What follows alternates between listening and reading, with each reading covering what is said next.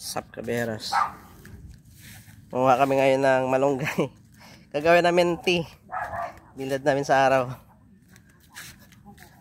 Ayan, pag uwi namin sa Manila, masarap to pang tea. Ayan si Uncle. Sa ula may ano bang kami? Hello to the vlog. Ayan. Malunggay. Ayan, bilad lang yan. Tapos, Mas maganda yung nasa loob, oh. Dahil niya kung oh, kasar. ayan, pag natuyo yan eh, kasama pwede na yan. Pwede. Oo. Ito ganito. Oo. Ayan, si Nanay Uleng, nag-enjoy sa farm. Masarap man ito. Oo, Uncle, masarap dito sa amin. Maraming ano, oh, ito. Na-harvest ko lang to, kamuti. Ayan, dahon ng kamuti guys. Ayos.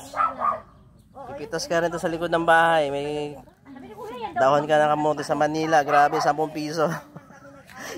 Kunting tali lang. Ito? Hanggang